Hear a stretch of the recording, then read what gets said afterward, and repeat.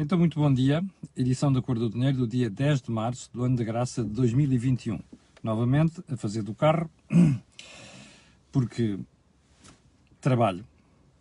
E antes de irmos à agenda de hoje, eu procurei reduzir substancialmente o período de ordem do dia, para ver se cobre alguns temas, inclusive certos que já vinham de dias anteriores. Quero lembrar que não vai haver Mel Talks esta semana e que vou recomendar-lhe que você dê uma olhada no Think Tank de ontem, com o Jorge Marrão e com o Joaquim Aguiar. Muito elucidativo sobre aquilo que se pode passar no segundo mandato do Sr. Presidente da República, que foi uma coisa que nós abordámos aqui ontem, mas também por outra razão, que é o momento em que o Joaquim Aguiar explica que quando alguém de fora vem pôr ordem em Portugal, na economia, nomeadamente nas finanças públicas, aquilo é o retrato de Portugal visto do exterior. Vale a pena pensar nisto, porque nós normalmente temos a mania, o hábito, a esquerda então é useira e veseira nisto, de cada vez que corre alguma coisa mal, chamar nomes aos outros, em vez de chamarmos nomes a nós próprios. Bom, segundo ponto, quero recordar que este canal tem uma parceria com a Prozis e, portanto, quando você for ao site fazer compras, tem lá, se utilizar o cupom CAMILO, no checkout, na saída, você pode beneficiar de um desconto de 10%. E mais, como sabe, todas as semanas nós fazemos aqui promoções especiais e a desta semana, daqui a pouco, já colocarei aqui o link. Feito estes reminders, vamos então ao programa de hoje. No período de ordem do dia, vamos ficar pelo conflito entre a Câmara Municipal de Lisboa e a Braga Parques. A história é antiga e tem a ver com aquele espaço da Feira Popular. A Braga Parques pôs a Câmara Municipal de Lisboa em tribunal. Aquilo foi para um tribunal arbitral, que eu sinceramente acho que não devia ter havido recurso. Quando há tribunais arbitrais servem para quê? Servem para dirimir questões fora da via normal judicial. Ora, tornar isto mais expedito, fazer justiça, não é? Porque justiça sem processos em tribunal, sem celeridade, não são justiça, chegam tarde e más horas e prejudicam toda a gente. Ora, deste tribunal arbitral, onde a Câmara foi condenada a pagar 239 milhões de euros, imagine só, 239 milhões de euros, não é a Câmara, é o contribuinte, nomeadamente o município de Lisboa. A Câmara Municipal de Lisboa recorreu para o Supremo Tribunal Administrativo. E ontem, ou antes de ontem, eu não sei das quantas, esta decisão veio dar razão à Câmara de Lisboa. Fogotório, por todo o lado. Não sei quantos, esta é a última decisão, não há hipótese de recurso, não sei o quê, e, portanto, estamos muito contentes com esta solução. Eu, sinceramente, não sei de direito o suficiente para estar a dizer isto, mas à tarde já houve pessoas que vieram chamar a atenção porque, não, isto não é bem assim, porque ainda é possível um recurso. Bem, em primeiro lugar, eu sei que nós estamos em ano de eleições autárquicas, dá jeito ao Dr. Fernando Medina fazer estas figuras. Não só do ponto de vista eleitoralista, de imagem, mas outro problema, que é o facto de a Câmara, por obrigação legal, depois de ter sido condenada num processo, ter que criar provisões no seu orçamento para fazer face a essa responsabilidade decidida por um tribunal.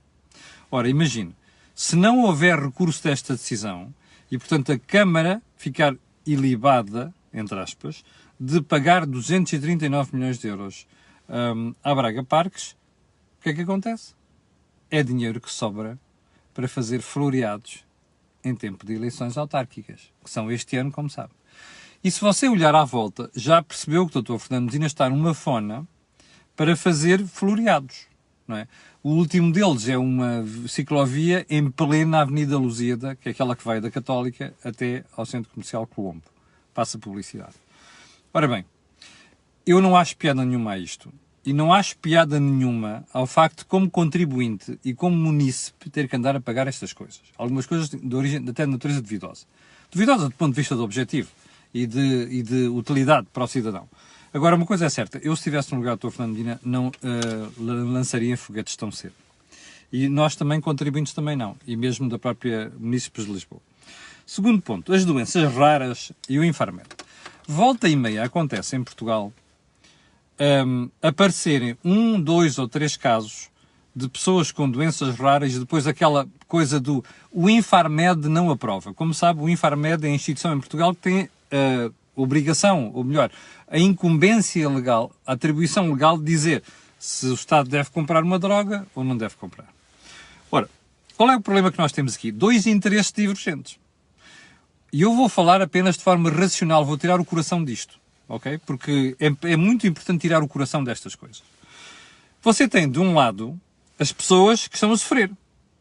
E a quem se diz, às vezes com interesses comerciais, esta droga vai salvá-lo, ou vai minimizar o seu sofrimento e não sei o quê. E do outro lado tem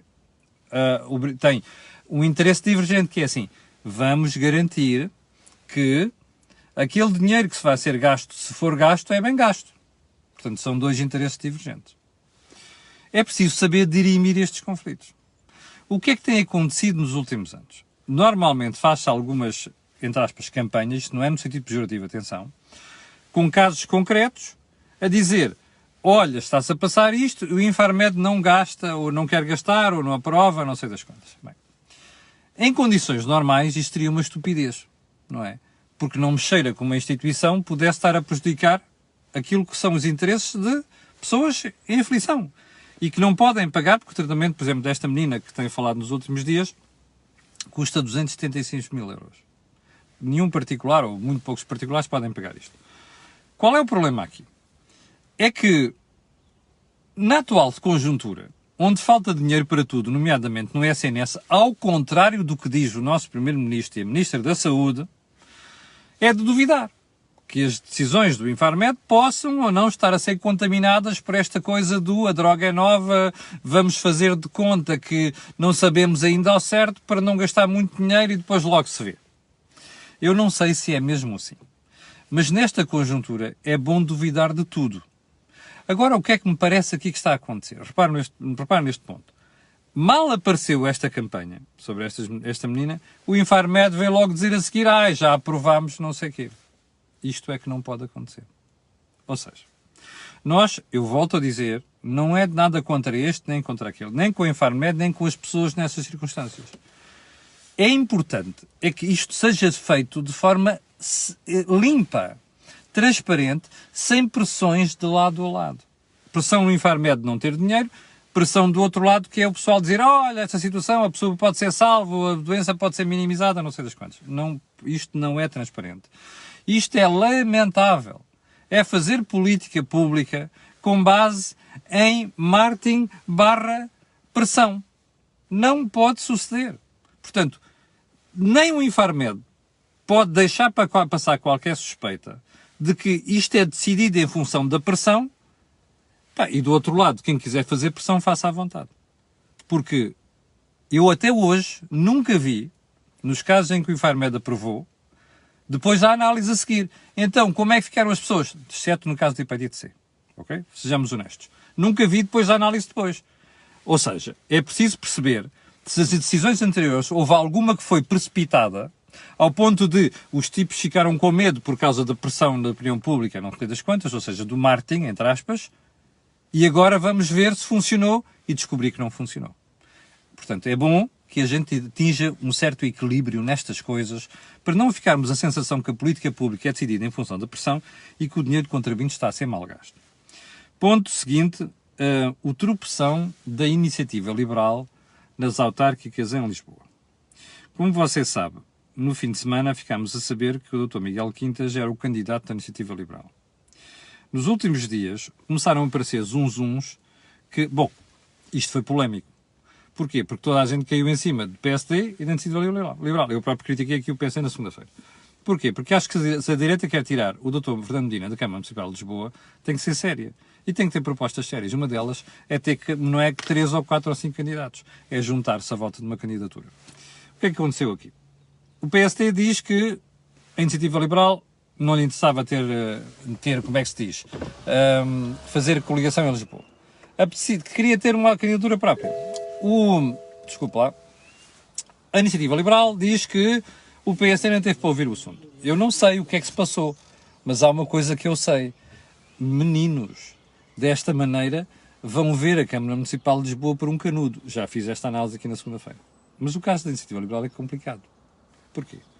Porque nenhum partido, se quer ser credível, pode anunciar uma candidatura num dia e 3 ou 4 dias depois vir dizer que, olha, por razões pessoais, não sei das quantas, o candidato que nós pensávamos que ia ser candidato só não vai ser candidato. E mais, a partir daqui, em vez de se apoiar outra candidatura que é mais abrangente, que é a do Carlos Moedas, vir dizer, não, ainda vamos ter uma palavra a dizer isto do próprio partido.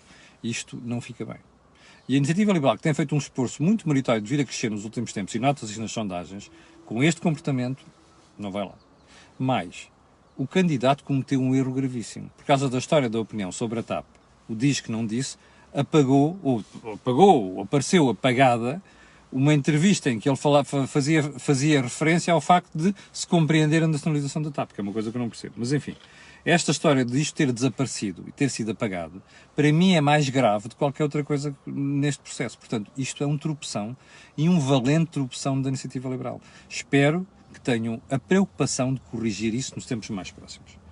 Bom, hoje, como sabe, vai ser anunciado, supostamente, o plano de desconfinamento. O Governo vai falar com os outros parceiros, vamos aguardar para perceber o que é que vai sair dali. E então, vamos diretamente para a agenda de hoje. E então é assim, você quantas vezes já me ouviu aqui nos últimos meses a criticar, e às vezes de forma violenta, a Segurança Social? Já tive tanta gente que me criticou, você é tão duro, você não pode com o Governo. Não é não pode com o Governo, eu não posso com a incompetência. Porque como você sabe, não sejam desonestos, não sejam injustos para com o canal, se faz favor. Eu critico aqui o PSD com a mesma veemência com que critico o PS e o Governo. Façam essa a sério. Façam essa justiça.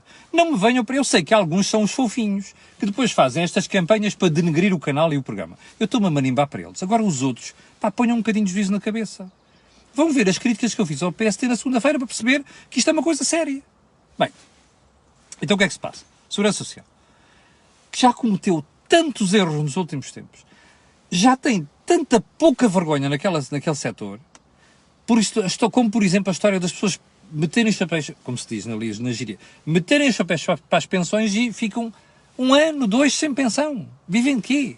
Bem, ninguém põe mão nisto. Não pôs o anterior ministro, que eu afetuosamente chamava aqui como falinhas mansas, número 1, o Vieira da Silva, e esta senhora também não está a pôr. Esta senhora, Ana Mendes Godinho, como você sabe, eu tenho simpatia pessoal para com ela. Mas uma coisa é separarmos a simpatia pessoal, outra coisa é a parte objetiva. A parte objetiva é que o ministério dela é um desastre. Já desde o ministro anterior. E ninguém corrige isto. Sabe qual é o último? Então é assim. Está a ver aqueles pais, trabalhadores, que estão em apoio excepcional familiar, nomeadamente aos filhos. Então o que é que recebem? Uma comparticipação, uma prestação da Segurança Social, que não é o valor do seu salário. Imagine, você ganha 1.500, mas a sua prestação é 1.000 euros, por exemplo. Sabe o que é que a Segurança Social está a fazer? Para efeitos de desconto, vai contar não aquilo que é o salário original da pessoa, mas é aquilo que é a prestação que a Segurança Social está a dar. Não obstante os descontos que a pessoa faz, ou o próprio trabalhador. Qual é o problema disto? É que depois, no cálculo das prestações que a pessoa vem receber no futuro, o cálculo não vai ser feito com o salário original, mas apenas com aquilo que é a prestação da Segurança Social. Isto foi alvo de uma série de denúncias, queixas por parte dos contribuintes. A Segurança Social fez 0. Até que o assunto foi parar ao gabinete da doutora Maria Lúcia Amaral, como sabe, é provedora de justiça. E então enviou isto para o Governo. E só aí é que o Governo decidiu questionar e dizer assim, não, mas a gente vai corrigir. O melhor disto tudo é que vai corrigir quando? Ninguém sabe. Porque a informação que vem da Segurança Social é a gente vai tratar daquilo, já percebeu que é uma injustiça, não sei das quantas, mas o problema do contribuinte é, espera aí, mas isto vai ser de que forma e quando? Agora, imagino que eu fico desempregado daqui a meio de meses, ou daqui a 2 ou 3 meses. O que é que vai contar? Está a perceber isto? Nós já descontamos tanto para o Estado, já pagamos tanto do nosso bolso, e as empresas também, Mas porquê este tipo de injustiça? Isto é um falhanço vergonhoso, percebe, do Estado. Isto é o que você chama de Estado Social, não é? Isto é o que o Sr. Primeiro-Ministro, isto é o que a Ministra da Saúde, da Segurança Social e toda a gente dizem que não, vamos todos ter apoios.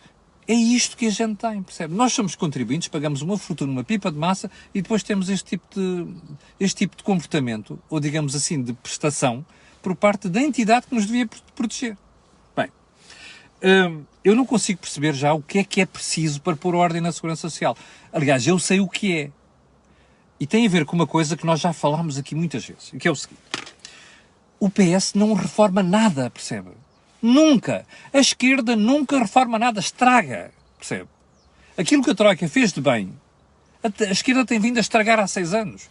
Esta história da Segurança Social exige uma vassourada, mas com um pau a doer, de cima até abaixo, naquele Ministério. Ninguém tem a coragem de fazer. Nem esta ministra, nem o anterior. Porquê? Porque o PS vive em campanha eleitoral permanente.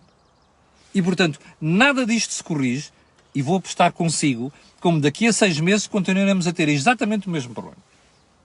Porque não há qualquer coragem de tomar medidas que se reforme o que está a acontecer. Bem, ponto seguinte.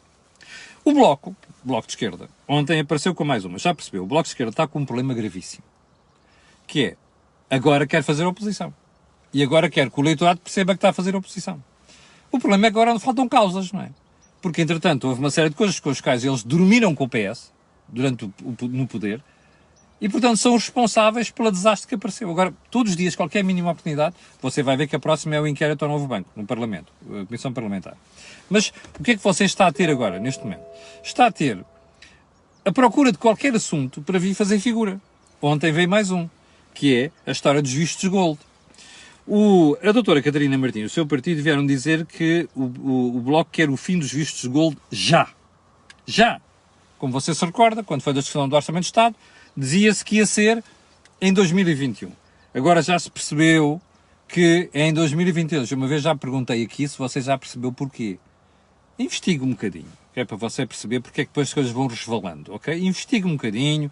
Não é só os projetos que já estavam em curso, é outras coisas, ok? Faites la liaison. Pronto. Então o Bloco diz o quê? Que o Governo anuncia muito para não alterar quase nada. Isto é mentira? Não. O PS é useiro a fazer nisto, fez isto durante 6 anos. Como eu acho que os tipos do Bloco são os tipos espertos, já não digo inteligentes, mas, ou melhor, não digo que todos sejam inteligentes, mas são os tipos espertos, a pergunta que eu tenho para lhe fazer é, você acha que eles não perceberam isto ao longo dos últimos 6 anos? Perceberam. Fizeram vista grossa. Porquê? Porque gostavam de dormir com o PS no governo. Porque lhes dava gozo. Era bom, era prazeroso, como dizem os brasileiros. Qual é o drama disto? É como o PS anda a fazer disparates no governo há muito tempo, o Bloco começou a cair. E agora estão forçosamente à procura de argumentos para darem nas vistas. Quer ver o segundo argumento? Além desta história dos vistos gold, é a Ground Force. O Bloco veio dizer ontem que quer nacionalizar a Ground Force. A Ground Force, já agora vou fazer aqui uma correção, eu disse que era apenas a empresa que geria as bagagens do aeroporto de Lisboa. Não é. Também gera toda aquela parte de recepção de passageiros, check-ins e de EBA4. Agradeço à Paula Minas, foi minha aluna da faculdade e que me fez este reparo ontem. Obrigado, Paulo.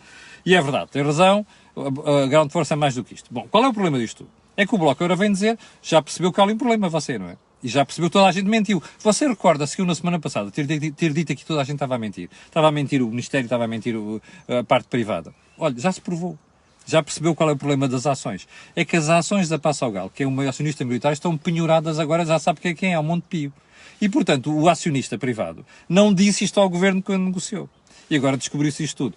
Bom, já percebeu outra coisa que eu falei aqui várias vezes, que é assim, nós somos um país de capitalistas sem capital. Quando eu lhe disse aqui que tinha dúvidas que o acionista privado fosse capaz de fazer o tal aumento de capital, não sei, já percebeu porquê? Nós somos um país onde não há capital. E as pessoas fazem empresas, gerem empresas sem ter capital, está a perceber? O drama disto tudo é que agora, para a TAP emprestar dinheiro à Grande Force a pagar salários, é preciso penhorar as ações. E dizer assim, se não pagares, ficas com isto. Pois o problema é que as ações estão penhoradas. Isto é uma vergonha, percebe? Isto é uma vergonha. Diz mal do capitalismo português. E agora a história é... Pá, olha, já agora uma coisa. Eu estou marimbando para a malta da TAP e da Ground Force e outra que vem para aqui insultar-me porque eu dou as minhas opiniões. Ok? Isto é uma democracia. Eu tenho direito a ajudar. Não gostam? Pá, vão bugiar. Vão dar uma volta ao bilhar grande. Eu não estou para vos aturar, epá, nem sequer ligo nenhuma ao que vocês dizem. E já agora, às vezes apercebo-me disso, porque alguém me diz, olha, aquele tipo ou aquela tipa chamou-te nomes. Who the fuck cares? Percebe? Eu não dependo de vocês. Percebe? Não me pagam salário. Está a ver? Pronto, é só isto. Segundo ponto. Repara uma coisa. Qual é a solução agora? É nacionalizar. Aliás, o próprio governo nos descarta isso. Agora não sei quantos, vamos falar com as entidades que têm as ações. Quais entidades? O Montepio. Mas o Montepio vai fazer o quê? O Montepio não tem problemas. Mas está a ver isto? É que a gente vai atirando o problema uns para cima dos outros. Como se o Montepio e outras instituições não tivessem problemas que bastem em Portugal. Não nos envolvam nisto. Quero um conselho. Epá, deixem falir a Ground Force. A sério. O acionista não tem dinheiro. Azar. Deixa falir a Ground Force. Você acha que não vai aparecer uma empresa a seguir? Vai. Porque aquele buraco deixado pela Ground Force vai... Porque a Ground Force tem de existir, aquele negócio tem de existir. Há de aparecer outra empresa a investir. Pá, sem dívida, com capital, percebe? E se não houver capital, não o deixem fazer. Se for preciso, entregue aquilo a estrangeiros. Porque esta coisa de o contribuinte pagar tudo... Epá, desculpem. Você tem noção quanto é que já paga uma pessoa que ganha entre 20 mil euros e 40 mil euros em Portugal por ano? Tem noção? Da taxa de imposto, taxa marginal. Tem noção? Mas mais. É que esta brincadeira toda vai aqui em cima de nós. Aliás, eu alerto por uma coisa. Ontem houve um antigo ministro das Finanças, eu hei de falar sobre isto amanhã, chamado Teixeira dos Santos, que foi o responsável por chamar a Troika, que já veio dizer que está preocupado com o nível de dívida em Portugal. Mais ninguém está. O Pedro Nuno não está. Como você viu, o Pedro Nuno desta semana fez mais uma profissão de fé e governar ainda mais à esquerda do que o PS já está. Bem, ficamos por aqui. Tomada de posse de Marcelo, ontem, o que é que deu? Não deu nada. Conversa fiada, eu continuo sem perceber se vamos ter um presidente diferente ou não. Há uma coisa que toda a gente está a dizer, o Marcelo fez uns avisos ao governo. Fez uns avisozinhos ao governo, como já fez no passado. Portanto, não acredito que saia dali nada de especial. Há uma coisa que me preocupa e eu vou falar amanhã, ou na sexta-feira, que é assim, o presidente foi capturado completamente pela esquerda. Percebe? Como a direita, aliás. Porquê? Porque só fala em distribuir, não fala em criar riqueza. Eu hei de analisar isso amanhã. Para o final, porque vou deixar aqui outras coisas, nomeadamente, não sei se reparou, mas na história das escolas privadas versus escolas públicas nos testes, eu ontem disse aqui que era inconstitucional, lembra-se? Olha, o professor Jorge Miranda diz o mesmo ao público de hoje. Porreiro, afinal não estive sozinho nessa defesa. Frase da semana. O país já desconfinou, só não está a trabalhar.